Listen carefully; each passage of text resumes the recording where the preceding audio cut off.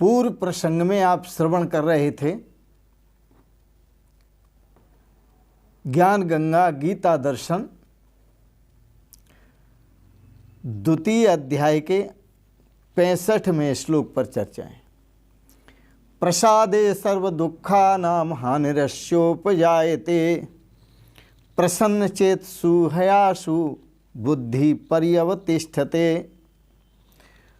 प्रसन्न चेतसो हयासु बुद्धि पर्यवतिष्ठते।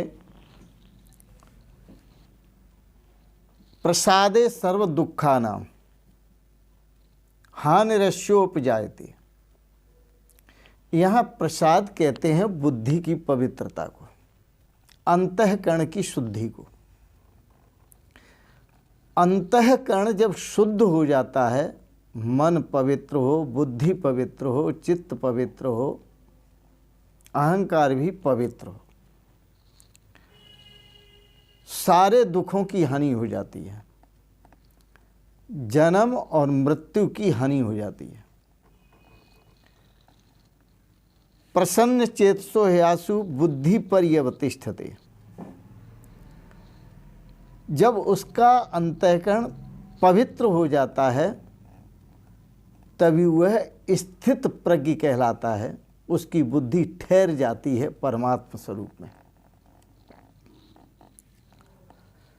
बुद्धि प्रसादात शिव प्रसादात, गुरु प्रसादात पुरुषस्य मुक्ति। पहले कहा बुद्धि प्रसादात, शास्त्रों में पहले कहा बुद्धि प्रसादात, अंतःकरण की शुद्धता चाहिए सबसे पहले। और जब अंतःकरण शुद्ध होगा तो शिव प्रसादात, भगवान की कृपा होती है, कृपा बरसती है। और जब भगवान की कृपा होती है तो बिनो हरि कृपा मिले नहीं संता। बिना हरि की कृपा के, बिना प्रभु की कृपा के संत दर्शन नहीं होते, संतों का मिलन नहीं होता। तो गुरु प्रसादात, भगवान की कृपा से जब संतों का दर्शन होता है, गुरु का दर्शन होता है, तो गुरु की कृपा होती है।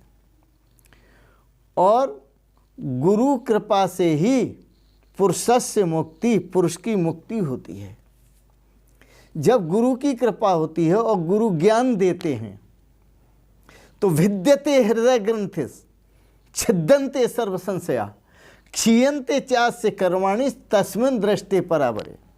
जब गुरु ज्ञान देते हैं तो हृदय के अंदर जो चिज्जड़ ग्रंथि है, अहमता और ममता की पड़ी हुई चिज्जड़ ग्रंथि, अहम और मम, वह चिज्जड़ ग्रंथि का भेद हो जाता है, भेदन हो जाता है। विद्यते हृदय ग्रंथिर छिद्यन्ते सर्व संशया। और हृदय में चिज्जड़ ग्रंथि का भेदन होने से सारे संशय